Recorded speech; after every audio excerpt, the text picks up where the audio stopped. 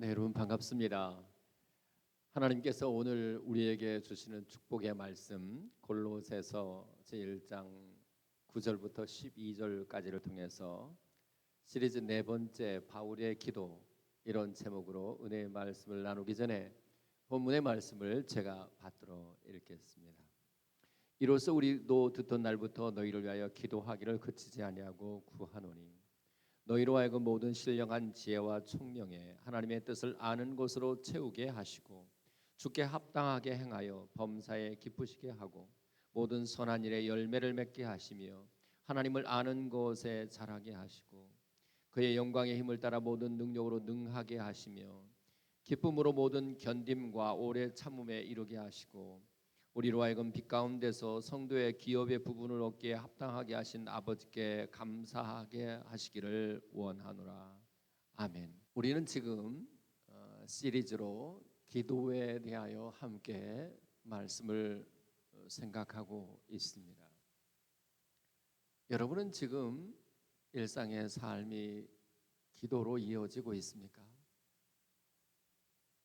우리가 기도하고 산다는 것은 하나님이 분명히 살아계시다는 확신을 가진 사람만 가능합니다.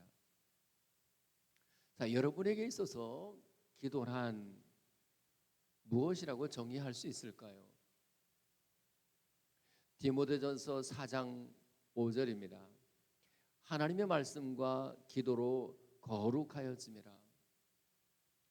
우리가 성결하게 되고 거룩하게 되는 방편은 오직 예수 그리스도의 피밖에는 없습니다. 그런데 예수 그리스도의 피로 단번에 성결하게 되고 거룩하게 되는 사람들은 그 거룩과 성결을 담보하고 유지하기 위하여 필연적으로 기도하게 되어 있습니다. 그 점에서 기도는 곧 성결이다, 이렇게 정의를 내릴 수가 있습니다. 이번에는 사무엘상 12장 23절입니다. 나는 너희를 위하여 기도하기를 쉬는 죄를 여호와 앞에 결단코 범하지 아니하고, 이 사무엘의 고백입니다. 기도 쉬는 것이 하나님 앞에 범죄하는 것이라 했습니다. 그리고 그 죄의 결과는 사망이라고 본다면, 여러분, 우리가 기도를 쉬는 것은 그것은 곧 죽음을 의미하는 것입니다. 데살로니가전서 5장 16절 쉬지 말고 기도하라 하는 것은 우리의 영혼이 죽어서는 안 된다는 뜻입니다. 마치 우리 호흡이 끊어지면 죽게 되는 것처럼 우리의 기도도 끊어지면 죽는다라고 하는 각오를 가지고 주님의 얼굴 뵙는 그날까지 계속해서 쉬지 않고 기도할 수 있어야 합니다. 그 점에서 기도는 생명이다, 이렇게 정의를 내릴 수가 있습니다. 이번에는 마가복음 9장 29절입니다. 기도 외에는 다른 것으로 이런 종류가 나갈 수 없느니라. 제자들의 질문, 우리는 어찌하여 귀신을 쫓아내지 못하였나이까? 라고 하는 그 질문에 대하여 예수님께서 하신 대답입니다. 기도 외에는 이 귀신을 이길 힘이 없다는 것입니다. 그런 점에서 기도는 곧 능력이다, 그렇게 정의를 내릴 수 있습니다. 잊지 마십시오. 기도는 곧 성결이고, 기도는 곧 생명이며, 기도는 곧 능력입니다. 이것이 정말 깨달아진다면 여러분이 하나님 앞에서 꼭 기도의 사람이 될 수 있기를 예수 그리스도의 이름으로 축복합니다.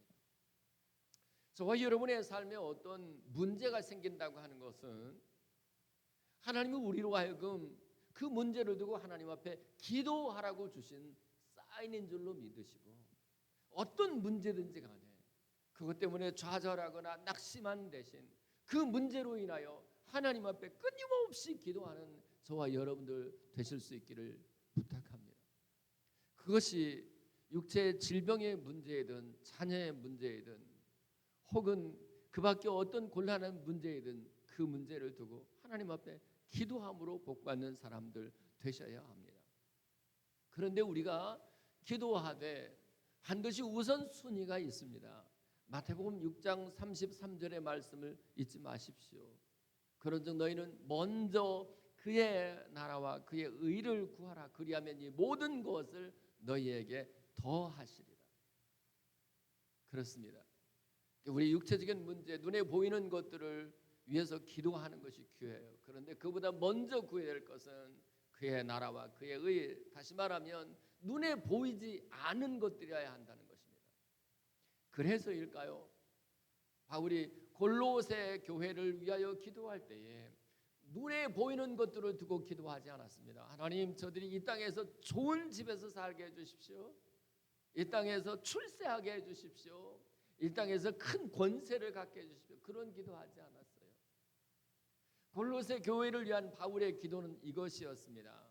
하나님, 저들에게 신령한 지혜, 즉 영적인 지혜를 주십시오. 영적인 총명을 주시고 거기에 하나님의 뜻을 아는 것으로 채워지게 하십시오.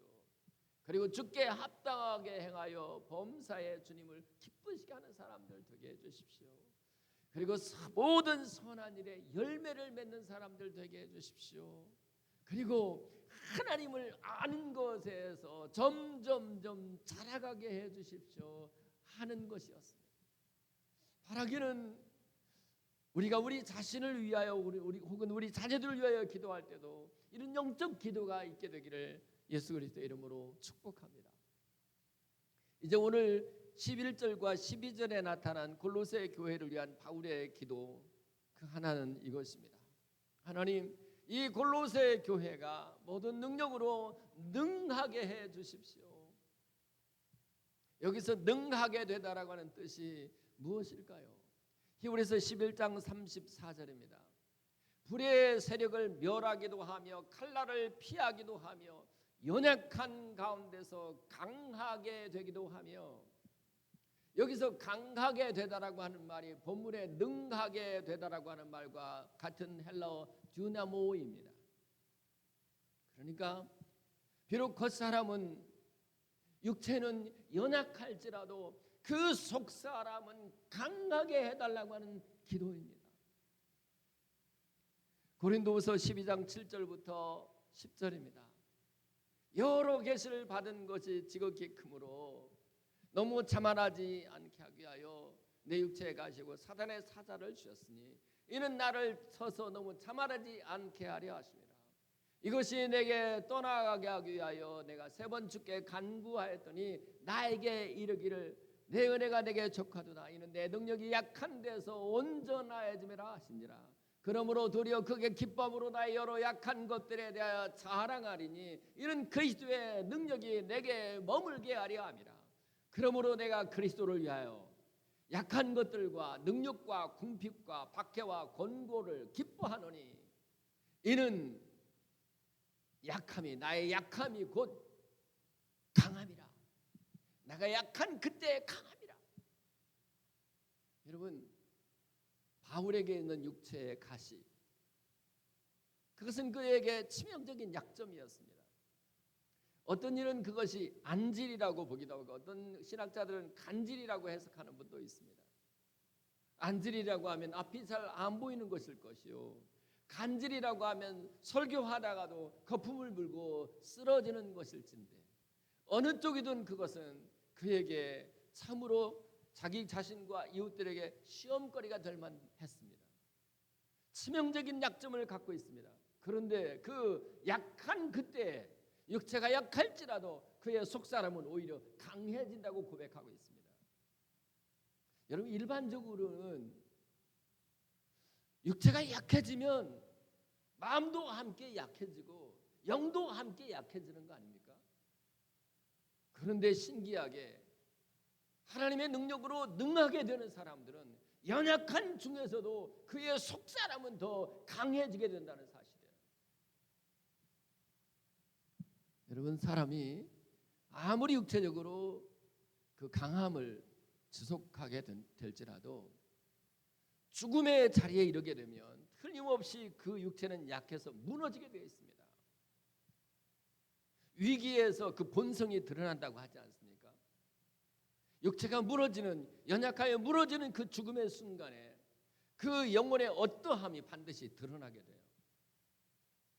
사도행전 7장 59절 60절입니다. 그들이 돌로 스데반을 치니 스데반이 부르짖어 이르되 주 예수여 내 영혼을 받으시옵소서 하고 무릎을 꿇고 크게 불러 이르되 이 죄를 그들에게 돌리지 마옵소서 이 말을 하고 자니라. 여러분, 지금 사람들이 자기를 향해서 돌을 던지고 있습니다. 연약한 육체가 지금 무너지고 있습니다. 죽어가고 있습니다. 그런데도 그 속사람은 강하기 때문에 바로 그때 육체가 무너지는데도 불구하고 그 속사람의 강함으로 주 예수 그리스도를 부르고 있습니다. 주 예수여 내 영혼을 받으시옵소서라고 기도할 수 있는, 여기에 그 속사람의 강함이 있습니다. 무엇보다도 지금 사람들이 자기를 향해 돌을 던지고 있습니다. 그래서 연약한 육체가 무너져 죽음에 이르고 있습니다. 그런 중에서도 그 속사람은 강하여 자기를 향해서 돌을 던지는 그 사람들을 위하여 기도합니다. 이 죄를 그들에게 돌리지 마옵소서.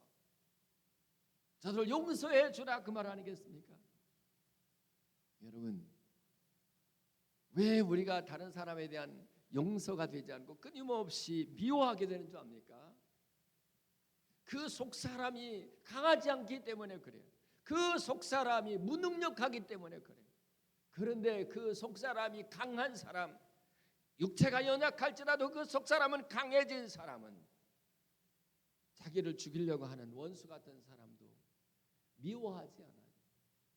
용서할 수 있는 힘이 있어요.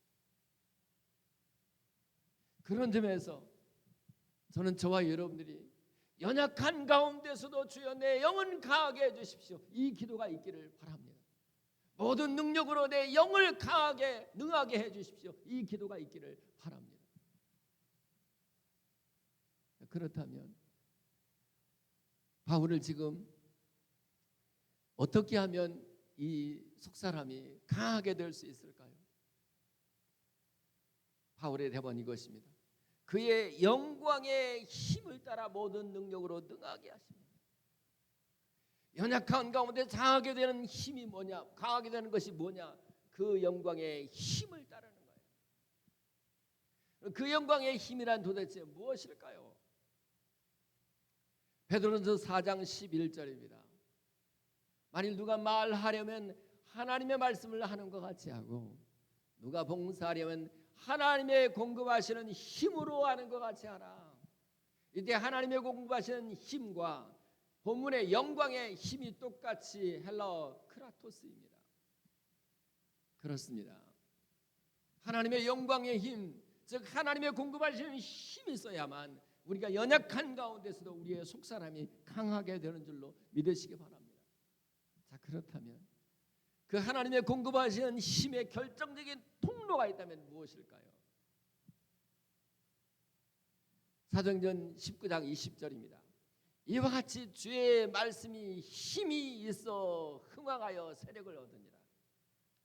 이 주의 말씀이 힘이 있다고 했을 때도 역시 이 힘이라는 단어가 하나님의 공급하시는 힘, 그 영광의 힘과 똑같은 헬라어 크라토스입니다. 그렇습니다. 하나님이 우리의 속사람을 강하고 능하게 할 때 그 힘을 우리에게 공급하시는 통로는 바로 말씀입니다. 왜요? 그 말씀 자체가 하나님이요, 그 말씀 자체에 힘이 있기 때문에 그래요. 여러분, 이 기록된 하나님의 말씀은 그 자체로 우리를 강하게 하는 힘이 있다고 하는 것을 믿으시기 바랍니다. 마태복음 4장 4절에 예수님 이렇게 말씀하십니다. 기록되었으되 사람이 떡으로만 살 것이 아니요 하나님의 입으로부터 나오는 모든 말씀으로 살 것이니라 하였느니라. 신명기 8장 3절에 기록된 말씀을 가지고 마귀를 이기셨습니다. 마태복음 4장 7절입니다. 기록되었으되 주 너희 하나님을 시험치 말라. 신명기 6장 16절에 기록된 말씀을 가지고 마귀를 이기셨습니다. 마태복음 4장 10절입니다.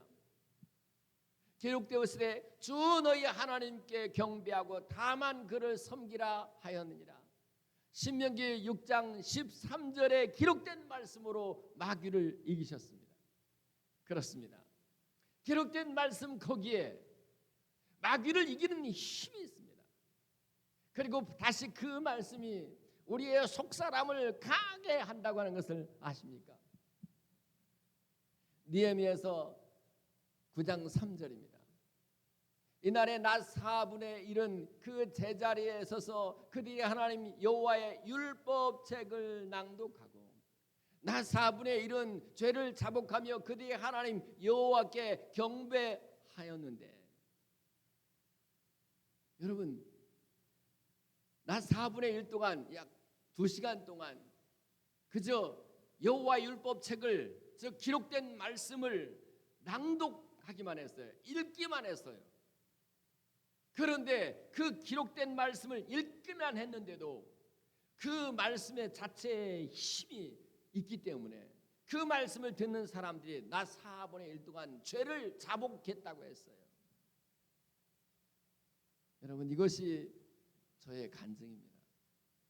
전에는 제가 그저 설교를 위해서 성경을 읽었다고 하면, 제가 2015년부터는 말씀을 단지 그냥 읽는 것으로 그치지 않고 말씀을 깊이 묵상하고 암송하기를 시작하면서 그 말씀이 내 영혼을 정확하게 비추는 거울이라고 하는 것을 경험하기 시작해요. 그리고 그 거울과 같은 말씀 앞에서 내 추한 모습이 드러나기 시작합니다. 세상에 나보다 더 추한 죄인이 없다는 것을 깨닫기 시작해요. 그러면서 내 심령이 부흥되는 것을 경험했거든요. 그래서 저는 그 이후로 제가 경험한 바기 때문에 할 수만 있으면 이 기록된 말씀만 전하고 싶어하고, 요즘에는 그래서 제가 새벽기도 때 신약 성경을 매일 4장씩 읽어갑니다. 설교를 따로 하지 않아요. 우리 교회는 지금 1년에 한 번씩 성경 일독 운동을 하고 새벽기도회 때는 벌써 신약성을 2번, 3번째 읽어가고 있습니다.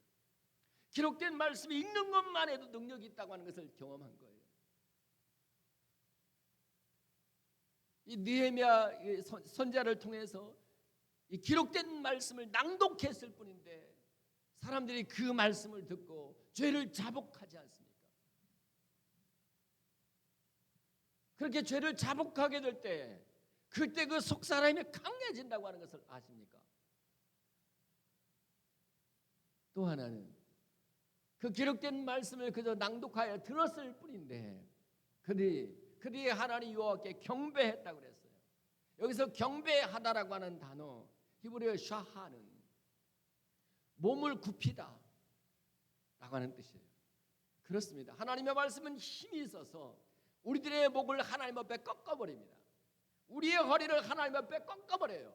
그래서 하나님 앞에 자기 자신을 철저하게 낮추게 합니다. 이게 말씀이 가지다 주는 힘이에요. 창세기 23장 7절입니다. 아브라함이 일어나 그 땅 주민 햇사람을 향하여 몸을 굽히고, 여러분 하나님 앞에서 몸을 굽혀 자기를 낮춘 사람은 사람들을 향해서도, 사실 아브라함의 입장에서는 햇사람, 가나안 7족속 중에 하나잖아요. 좀 무시해도 될 사람들이에요. 이방인이에요. 그런데 그들 앞에서 일어서서 몸을 굽혔다고 했어요. 여러분 하나님 앞에 자기 몸을 굽히고 그 목을 꺾은 사람은, 그래서 하나님 앞에 겸손한 사람은 사람들 앞에도 겸손하게 되는 줄 압니까?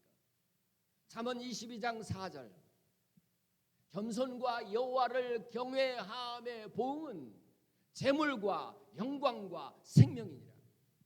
겸손한 사람이 받게 되는 재물 그리고 영광, 생명, 이것을 길게 말하기에는 시간이 부족하고, 중요한 것은 하나님의 기록된 말씀을 듣기만 해도요, 그 말씀에 힘이 있어서 그 말씀이 우리로 하여금 우리 안에는 죄를 드러내서 그 드러난 죄를 자복하게 만들고, 그리고 그 말씀의 힘은 우리의 목을 꺾고 우리의 허리를 꺾어서 하나님과 사람 앞에 몸을 굽히게 된다는 사실, 겸손하게 한다는 사실.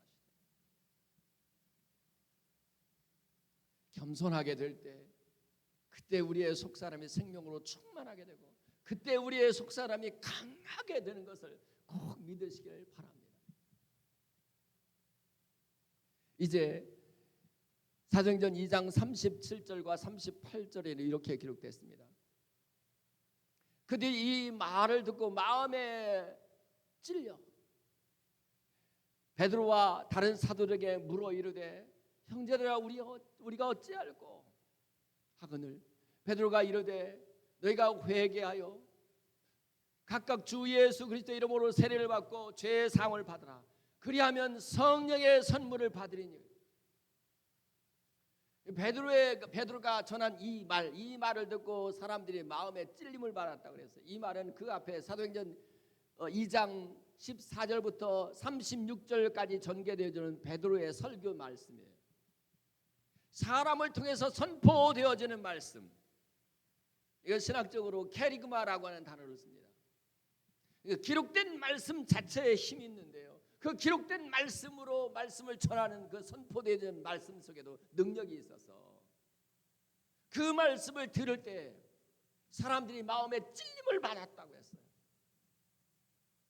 그 선포되어지는 말씀, 그 말씀 앞에서 사람들이 찔림받고 우리가 어찌할꼬 가슴을 쳤다고 했습니다. 물론 그 반대의 경우도 있어요. 사도행전 7장 54절입니다. 그들이 이 말을 듣고 마음에 찔려 그를 향하여 이를 갈거늘. 참 신기하죠. 똑같은 말을 들었는데 한 사람은 물론 스데반의 말씀이고 한 사람은 베드로의 말씀이지만 반응이 달라요. 베드로의 말을 듣고는 사람들이 마음에 찔림을 받고 찔림을 받았다는 것은 똑같아요. 근데 찔림 받고 어디가 어찌할 꼭 가슴을 치는데, 어떤 사람은 말씀을 듣고 이를 갈아요. 여러분은 여러분 교회의 담임 목사님을 통해서 주시는 메시지를 통해서 어떻게 반응합니까? 오늘도 나를 찌르고 있구나, 나를 치고 있구나 생각하면 이를 갑니까? 아니면 우리가 어찌할꼬 하고 가슴 치며 회개합니까? 어쨌든 중요한 것은 그거예요. 우리의 속사람을 하나님이 강하게 하시는 방편이 있는데, 그것은 그 영광의 힘이고, 그 영광의 힘은 하나님의 공급하시는 힘이고, 하나님의 공급하시는 힘은 바로 말씀을 통해서 우리에게 힘을 주신다는 거예요. 그리고 그 말씀을 통해서 우리의 속사람을 강하게 한다는 사실. 따라서 저와 여러분들이 이 마지막 때, 주님 다른 거 말고요, 내 속사람 강하게 해주십시오, 이 기도가 있기를 바라고, 그렇게 기도하는 사람치고 기록된 말씀 혹은 선포되어지는 말씀을 통해서 힘을 얻지 않는 사람이 없어요. 부디 여러분들이 말씀을 통해서 주의 공급하시는 힘을 얻고 여러분들의 영혼이 점점 더 강해지는 은혜가 있기를 바라고, 그것을 위해서 기도하는 저와 여러분들 되실 수 있기를 축복합니다. 두 번째, 골로새 교회를 위한 바울의 기도는 이것입니다. 기쁨으로 모든 견딤과 오래의 참음에 이르게 하시고. 마태복음 24장 13절입니다. 그러나 끝까지 견디는 자는 구원을 얻으리라. 여러분, 우리가 구원을 받는 것은 오직 믿음으로 받는 거 아니에요? 그런데 왜 끝까지 견디는 자가 구원을 받는다고 하실까요? 그 답이 계시록 14장 12절에 있습니다. 성도들의 인내가 여기 있나니 그들은 하나님의 계명과 예수에 대한 믿음을 지키는 자니라. 즉 예수님에 대한 믿음을 지키는 사람치고 인내하지 않는 사람, 견뎌내지 않는 사람이 없더라, 그 말입니다. 이것이 바울의 또 다른 간증이기도 합니다. 고린도전서 4장 11절로부터 13절에 바울이 이렇게 고백합니다. 바로 이 시간까지 우리가 줄이고 목마르며 헐벗고 매맞으며 정처갑고 또 수고하여 친히 손으로 일을 하며 모욕을 당한 즉 축복하고 박해를 받은 즉 참고 비방을 당한 즉 권면하니 우리가 지금까지 세상의 더러운 것과 만물의 찌꺼기같이 되었도다. 여러분, 세상에 사람들이 자기를 더러운 사람 취급해요. 찌꺼기처럼 그렇게 취급해요. 그리고 자기를 핍박합니다. 그런 중에서도 참고 견뎌냈다고 했어요. 이것이 바울이 가지는 믿음입니다. 예수 그리스도에 대한 믿음을 가지고 있는 사람들은 삶에서 당하는 여러 가지 고난을 견뎌낼 수 있는 믿음을 가진 사람들이에요. 가정생활이든 교회생활이든 어떤 형편에서든 오래 참고 견디는 것보다 더 큰 힘은 없습니다. 그것이 바로 믿음이기 때문에 그래요. 여러분, 지금 얼마나 어려우십니까? 그래도 부디 견뎌내고 오래 참아낼 수 있기를 바랍니다. 사실은 요셉을 생각하면 그는 인내의 사람이라고 할 수 있어요. 생각해 보십시오. 그가 형들에 의해서 애굽의 노예로 팔려가게 되었을 때, 그래서 애굽에서 노예 생활의 고난이 계속될 때에, 그리고 하나님의 뜻을 거역할 수 없어서 보디발의 아내의 유혹을 거절했다는 이유로 오히려 감옥에 갇히게 되었을 때, 그는 얼마나 자주 만약에 분을 참지 못했다면 자살하고 싶거나 아니면 심각한 우울증에 사로잡혀서 그래서 시름시름 앓다가 죽었을지도 몰라요. 그런데 요셉은 그 많은 시련의 때를, 고난의 때를 견뎌냈습니다. 그것이 요셉의 믿음이에요. 여러분, 지금 얼마나 힘들어요. 그래도 끝까지 잘 견뎌내도록 기도하십시오. 하나님, 내가 이 고난 중에서도 견뎌낼 수 있게 해주십시오. 그렇게 기도할 수 있기를 바라요. 그런데 모든 견딤과 오래 참음에 이르게 하는 동력이 있다면 그것이 뭘까요? 바로 기쁨이에요. 기쁨으로 모든 견딤과 오래 참음에 이르게 하시고 그래요. 시편 32편 11절입니다. 너희 의인들아 여호와를 기뻐하고 즐거워하라. 다른 거 말고 우리 하나님 한 분만 기뻐하더라도 우리는 그 하나님을 기뻐하는 기쁨으로 늘 기뻐할 수가 있어요. 주님을 생각만 해도 내 마음이 좋거든. 그 얼굴 배울 때야 얼마나 좋으냐. 여러분, 주님을 많이 생각하는 사람, 그래서 주님이 나 같은 죄인을 위하여 그 아들 예수 그리스도의 피를 흘리게 하시고 그 피로 내 죄를 용서하신 그 주님의 사랑을 생각하면 생각할수록 얼마나 마음이 기쁜지 몰라요. 여러분들이 사랑하는 사람들을 생각하면 참 마음이 기쁘지 않아요?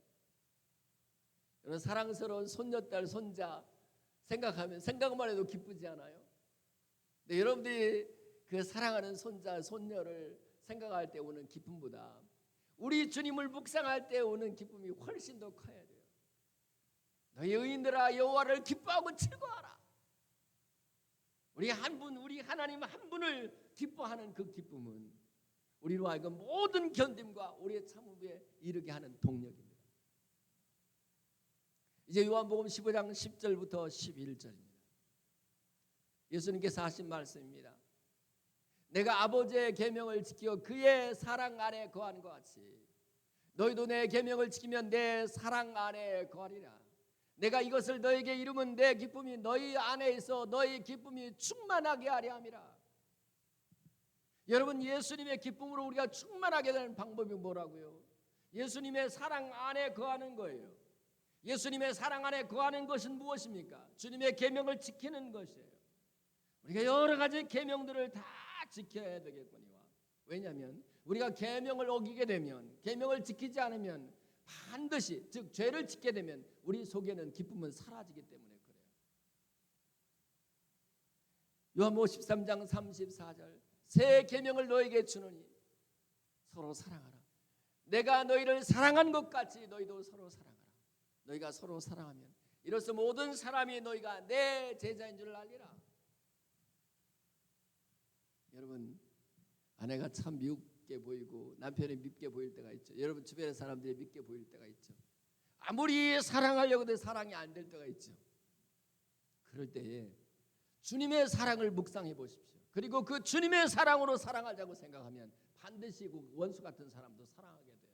그럴 때 찾아오는 것이 예수 그리스도의 기쁨이에요. 원수를 사랑하고 너희를 박해하는 자를 위하여 기도하라고 하시는 이유가 뭡니까? 우리에게는 주님의 기쁨을 빼앗기지 않기 위해서요. 어떤 사람이라도 미워하지 마십시오. 주님의 사랑으로 사랑해 보십시오. 그러면 내 속에 기쁨이 충만하게 되고, 바로 그 기쁨이 우리로 하여금 가정생활을 견디게내고, 교회 생활에서 견디어내고, 직장생활을 견디어내게 하는 힘이에요. 여러분, 주님의 사랑 안에는 그 기쁨이 여러분에게 있습니까? 그 기쁨으로 모든 견딤과 오래 참음에 도달할 수 있기를 축복합니다. 누가복음 10장 20절입니다. 귀신이 너희들에게 항복하는 것을 기뻐하지 말고 너희의 이름이 하늘에 기록된 것으로 기뻐하라. 귀신을 딱 쫓아내면 기쁘겠죠. 근데 그보다 더 큰 기쁨은 우리들의 이름이 하늘나라 생명책에 기록된 것 때문에 기뻐해야 된다는 거예요. 여러분, 정말 천국이 있다는 것을 확실히 믿고 있습니까? 그리고 그 천국 생명책에 여러분의 이름이 기록되어 있다는 것을 믿고 있습니까? 그래서 여러분 정말 구원받은 사람이 맞습니까? 그렇다면 그거 한 가지만으로도 여러분은 충분히 기뻐해야 되고, 그 기쁨이 충만하다면 모든 견딤과 오래 참음에 도달할 수 있어요. 그러므로 우리도 이렇게 기도했으면 좋겠어요. 하나님, 내 가정생활, 직장생활, 교회생활 견디기 너무 힘들어요. 그런데 주님, 내게 예수 그리스도께서 주시는 그 기쁨, 하늘에 내 이름이 기록된 것으로 기뻐하는 그 기쁨, 우리 하나님 한 분을 기뻐하는 그 기쁨으로 내게 충만하게 하소서. 모든 견딤과 오래 참음에 도달할 수 있게 해주십시오. 이것이 저와 여러분들의 기도가 될 수 있기를 축복합니다. 마지막으로 골로새 교회를 위한 바울의 기도는 이것입니다. 우리로 하여금 빛 가운데서 성도의 기업의 부분을 얻기에 합당하신 아버지께 감사하게 하시기를 원합니다. 감사하는 자가 되기를 구하라는 거예요. 여러분, 이사야 38장 19절을 여러 번 인용했는데, 산자고 산자는 오늘 내가 하는 것 같이 주께 감사하며 그래요. 여러분, 늘 감사하고 있다는 것은 내가 하나님 앞에서 살아있는 사람이라는 것을 선언하는 거예요. 따라서 생명 없는 것들은 내가 산자로서 늘 감사하게 되면 생명 없는 것들, 마귀가 한 길로 왔다가 7길로 떠나가게 돼요. 근데 반대로 감사가 아니고 자꾸 원망하고 불평하잖아요. 그러면 나에게 생명 없다, 나는 죽은 자다, 하나님과 관계없는 자다라고 하는 것을 공포하는 거예요. 그러면 죽음의 사진이 막 몰려오게 된다고 하는 것을 잊지 말아야 돼요. 그래서 감사해야 되는데, 그럼 무엇으로 감사해야 될 것인가? 본문은 이렇게 말해요. 빛 가운데 있음을 감사하래요. 시편 136편 7절입니다. 큰 빛을 지으신 이에게 감사라. 그 인자하심이 영원하미로다. 빛을 지으시고 그 빛을 우리에게 주신 주님께 감사하라는 거예요. 그런데 빛 중에 가장 큰 빛, 참된 빛이 누구입니까? 요한복음 8장 12절입니다. 나는 세상의 빛이니 나를 따르는 자는 어둠에 다니지 아니하고 생명의 빛을 얻으리라. 여러분, 예수님을 따라다니는 사람들은 어둠에 다니지 아니하고 생명의 빛을 얻는다는 거예요. 이 생명의 빛을 얻은 사람은 그 자체로 이미 예수님이 나의 생명이 되었다는, 예수님이 나에게 생명의 빛이 되었다는 이 한 가지 사실만으로도 늘 감사가 가능해요. 큰 빛을 지으신 이에게 감사하라. 생명의 빛을 주신 이에게 감사하라.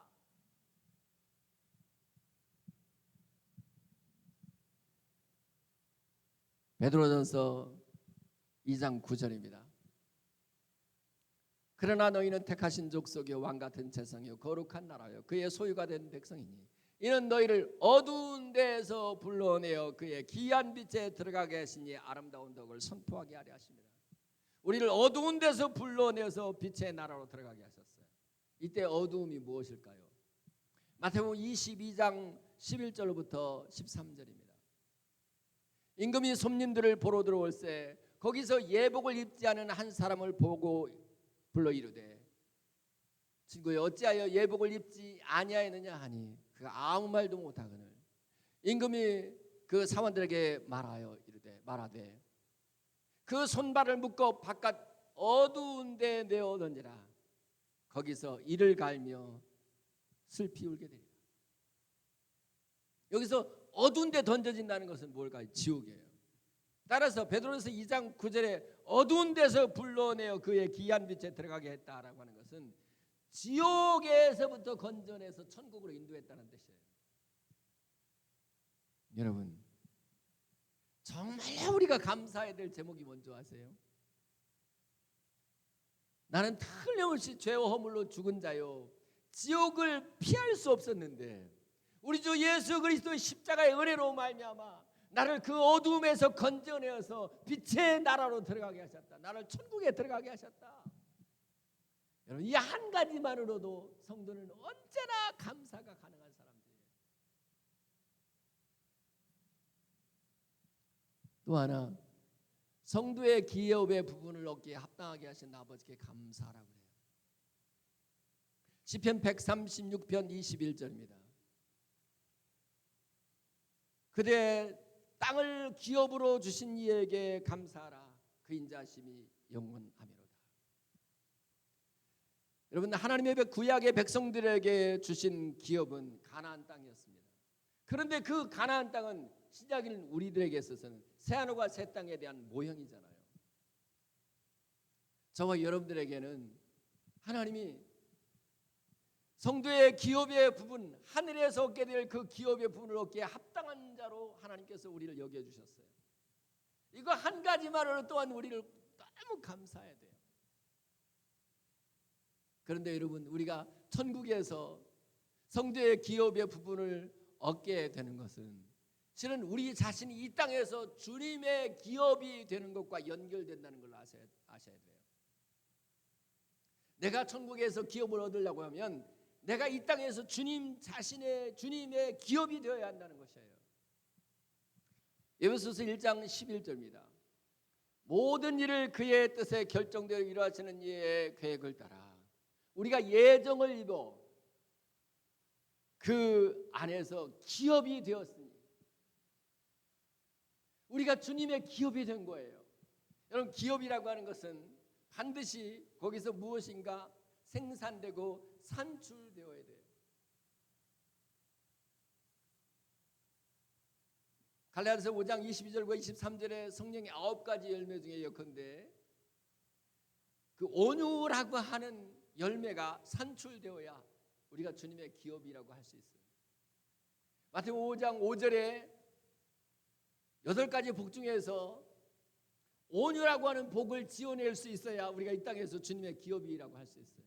근데 마태복음 5장 5절에 이렇게 기록되어 있어요. 온유한 자는 복이 있나니 그들이 땅을 기업으로 받으리라. 이때 기업으로 받는 땅은 하늘나라죠. 그러면 이렇게 말할 수 있어요. 성도의 기업의 부분을 얻기에 합당하게 된 그 사람. 그래서 감사하는 사람들은 내가 이 땅에서 주의 기업이 될 수밖에 없고 주의 기업으로서 산출되어지는 그 짓는 복이 뭐냐면 그 산출되어지는 열매가 뭐냐면 온유함. 그러니까 저와 여러분들이 정말 이제 성도의 기업의 부분을 얻기에 합당한 자가 되었다라고 생각하면 반드시 그는 온유라고 하는 열매 혹은 온유라고 하는 복을 지어낼 수 있어야 합니다. 그리고 그 사람들을 일컬어서 땅에서 기업을, 하늘에서 기업을 얻을 자라고 말씀하시는 거예요. 그러므로 여러분들이 감사하는 자가 된다는 것은 결국 온유한 자가 될 수밖에 없고, 온유한 사람만 온전히 감사의 자리로 나갈 수 있다고 할 수 있습니다. 이제 말씀 뵙겠습니다. 여러분, 저는 저와 여러분들이 기도가 너무 중요하다고 하는 것을 잊지 않았으면 좋겠어요. 천국에서 천사들을 통해서 하늘에서 여러분들은 참 기도하는 사람이라고 그렇게 소문날 수 있기를 바랍니다. 무엇보다도 기도하되 먼저 영적인 것을 위해서 기도하십시오. 오늘 11절과 12절에 나타난 골로새 교회를 위한 바울의 기도, 첫 번째는 그 영광의 힘을 따라 모든 능력으로 능하게 해달라고, 연약한 가운데서 강하게 해달라고 하는 기도였어요. 그 영광의 힘은 하나님의 공급하는 힘이요 말씀의 힘이라고 강조했습니다. 또 하나, 기쁨으로 모든 견딤과 오래 참음에 이르게 해달라고 하는 기도했습니다. 우리도 이런 기도했으면 좋겠어요. 하나님 범사에 오래오래 참게 해주십시오. 그것을 가능하게 하는 것은 기쁨뿐이오니 주님을 기뻐하는 기쁨으로, 그리고 내 이름이 하늘에 기록된 것으로 기뻐하는 기쁨으로, 그렇게 기뻐함으로써 주의 계명을 지키는 기뻐함으로써 오래 참음에 이를 수 있게 해주십시오. 이 기도가 있기를 바라고, 무엇보다도 감사하는 자가 되게 하되 빛 가운데 있음을 감사하고 성도의 기업의 부분을 얻기에 합당한 자로 여기심을 인하여 감사하는 저와 여러분들 되실 수 있기를 축복합니다. 기도합시다.